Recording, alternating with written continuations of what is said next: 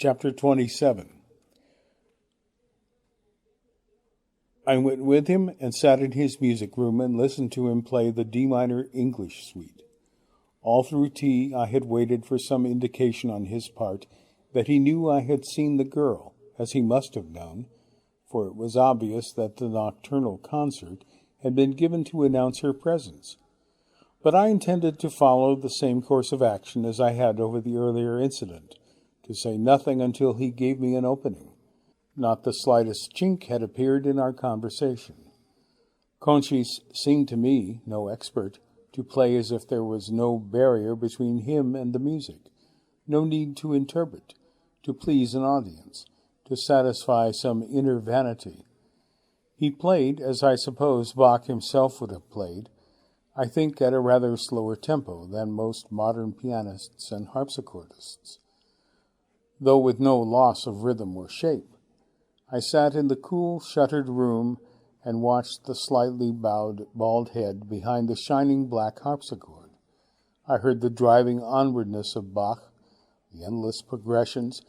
It was the first time I had heard him play great music, and I was moved, as I had been, by the Bonnards. Moved in a different way, but still moved. Once again, his humanity rose uppermost. It came to me as I listened that I didn't want to be anywhere else in the world at that moment, because all I had been through was my being there. Conchis had spoken of meeting his future, of feeling his life balanced on a fulcrum when he first came to Barani. I was experiencing what he meant, a new self-acceptance, a sense that I had to be this mind and this body, its vices and its virtues, and that I had no other chance or choice. It was an awareness of a new kind of potentiality, one very different from my old sense of the word, which had been based on the illusions of ambition. The mess of my life, the selfishnesses and false turnings and the treacheries, all these things could fit into place. They could become a source of construction rather than a source of chaos, and precisely because I had no other choice. It was certainly not a moment of new moral resolve or anything like it. No doubt our accepting what we are must always inhibit our being what we ought to be. For all that, it felt like a step forward and upward. He had finished, was watching me. You make words seem shabby things. Bach does. And you. He grimaced, but I could see he was not unpleased, though he tried to hide it by marching me off to give his vegetables their evening watering. An hour later, I was in the little bedroom again. I saw that I had new books by my bedside. There was first a very thin volume in French, a bound pamphlet, anonymous and privately printed, Paris, 1932. It was entitled De la Communication Intermondiale. I guessed the author easily enough. Then there was a folio, Wildlife in Scandinavia. As with the beauties of nature of the week before, the wildlife turned out to be all female. Various Nordic-looking women lying, standing, running, embracing among the fir forests and fjords. There were lesbian nuances I didn't much like, perhaps because I was beginning to take against the facet in Conchis's polyhedral nature that obviously enjoyed curious objects and literature. Of course, I am not, at least I told myself I was not, a Puritan. I was too young to know that the having to tell myself gave the game away, and that to be uninhibited about one's own sexual activities is not the same as being unshockable. I was English, ergo Puritan. I went twice through the pictures. They clashed unpleasantly with the still echoing Bach. Finally, there was another book in French, a sumptuously produced limited edition, Le Masque Français au XVIIIe siècle. This had a little white marker in. Remembering the anthology on the beach, I turned to the page where there was a passage bracketed. It read, "Visitors who went behind the high walls of Saint-Martin had the pleasure of seeing across the green lawns and among the groves shepherds and shepherdesses who danced and sang surrounded by their white flocks. They were not always dressed in 18th century clothes. Sometimes they wore costumes in the Roman and Greek styles, and in this way the odes of Theocritus and the bucolics of Virgil were brought to life. It was even said that there were more scandalous scenes, charming nymphs who on summer nights fled in the moonlight from strange dark shapes, half man, half goat. At last it began to seem plain. All that happened at Barani was in the nature of a private masque, and no doubt the passage was a hint to me that I should, both out of politeness and for my own pleasure, not poke my nose behind the scenes. I felt ashamed of the questions I had asked at Agia Varvara. I washed, and in deference to the slight formality Contrice apparently liked in the evenings, changed into a white shirt and a summer suit. When I came out of my room to go downstairs, the door of his bedroom was open. He called me in. "We will have our ouzo up here this evening." He was sitting at his desk, reading a letter he had just written. I waited behind him a moment, looking at the Bonnards again while he addressed the envelope. The door of the little room at the end was ajar. I had a glimpse of clothes, of a press. It was simply a dressing room. By the open doors, Lily's photograph stared at me from its table. We went out onto the terrace. There were 2 tables there, one with the ouzo and glasses on, the other with the dinner things. I saw at once that there were 3 chairs at the dinner table, and Contrice saw me see. "We shall have a visitor after dinner." "From the village?" But I was smiling, and he was too when he shook his head. It was a magnificent evening, one of those limitless Greek spans of sky and world fluxed in declining light. The mountains were the gray of a Persian cat's fur, and the sky like a huge, unfaceted primrose diamond. I remembered noticing, one similar sunset in the village, how every man outside every taverna had turned to face the west, as if they were in a cinema, with the eloquent, all-saying sky their screen. "I read the passage you marked in Le Masque Français. It is only a metaphor, but it may help." He handed me an ouzo. We raised glasses. Coffee was brought and poured, and the lamp moved to the table behind me, so that it shone on Contrice's face. We were both waiting. "I hope I shan't have to forego the rest of your adventures." He raised his head in the Greek way, meaning no. He seemed a little tense, and looked past me at the bedroom door, and I was reminded of that first day. I turned, but there was no one there. He spoke. "You know who it will be?" "I didn't know if I was meant to come in last week or not." "You were meant to do as you choose." "Except ask questions." "Except ask questions." A thin smile. "Did you read my little pamphlet?" "Not yet." "Read it carefully." "Of course. I look forward to it." "Then tomorrow night perhaps we can perform an experiment." "On communicating with other worlds?" I didn't bother to keep skepticism out of my voice. "Yes, up there." "The star-heavy sky." "Or across there." I saw him look down, making the visual analogy to the black line of mountains to the west. I risked facetiousness. "Up there, do they speak Greek or English?" He didn't answer for nearly 15 seconds. Didn't smile.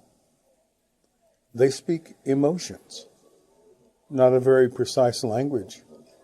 "On the contrary, the most precise, if one can learn it." He turned to look at me. "Precision of the kind you mean is important in science. It is unimportant in—" But I never found out what it was unimportant in. We both heard the footsteps, those same light footsteps I had heard before, on the gravel below, coming as if up from the sea. Contrice looked at me quickly. "You must not ask questions. That is most important." I smiled. "As you wish. Treat her as you would treat an amnesiac." "I'm afraid I've never met an amnesiac." She lives in the present. She does not remember her personal past. She has no past. If you question her about the past, you will only disturb her. She is very sensitive. She would not want to see you again. I wanted to say, I like your mask. I shan't spoil it. I said, if I don't understand why, I begin to understand how. He shook his head. You are beginning to understand why, not how. His eyes lingered on me, burning the sentence in, then looked aside at the doors. I turned. I realized then that the lamp had been put behind me so that it would light her entrance, and it was an entrance to take the breath away. She was dressed in what must have been the formal evening style of 1915, an indigo silk evening wrap over a slim ivory-colored dress of some shot material that once more narrowed and ended just above her ankles. The hobble skirt trammeled her steps, yet charmingly. She swayed a little, seemed to both hesitate and float as she came toward us. Her hair was up in a sort of empire fashion. She was smiling and looking at Conchise, though she glanced with a cool interest at me as I stood. Conchise was already on his feet. She looked as stunningly elegant, as poised and assured, because even her slight nervousness seemed professional, as if she had just stepped out of a cabine at Dior. That was indeed my immediate thought. She's a professional model. And then, the old devil. The old devil spoke after first kissing her hand. Lily, may I present Mr. Nicholas Orff, Miss Montgomery. She held out her hand, which I took. A cool hand, no pressure. I had touched a ghost. Our eyes met, but hers gave nothing away.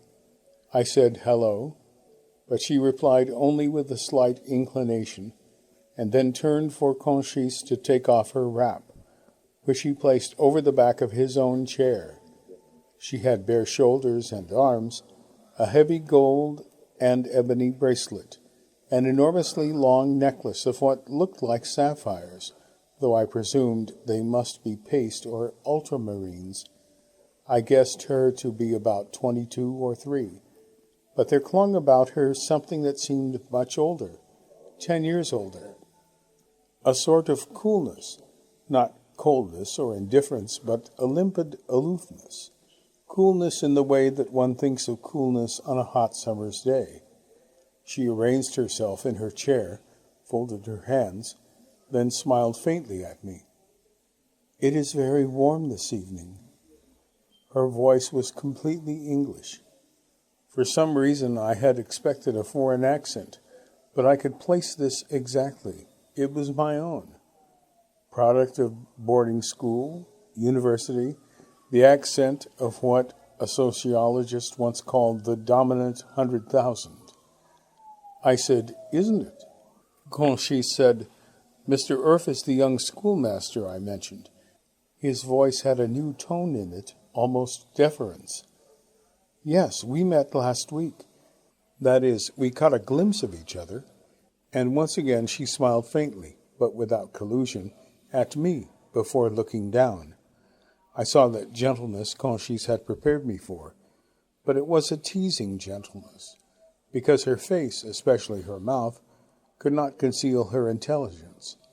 She had a way of looking slightly obliquely at me, as if she knew something I did not anything to do with the role she was playing, but about life in general, as if she too had been taking lessons from the stone head. I had expected, perhaps because the image she had presented me with the week before had been more domestic, someone less ambiguous and far less assured. She opened a small peacock blue fan she had been holding and began to fan herself. Her skin was very white. She obviously never sunbathed. And then there was a curious little embarrassed pause, as if none of us knew what to say. She broke it, rather like a hostess dutifully encouraging a shy dinner guest. Teaching must be a very interesting profession. Not for me. I find it rather dull. All noble and honest things are dull, But someone has to do them.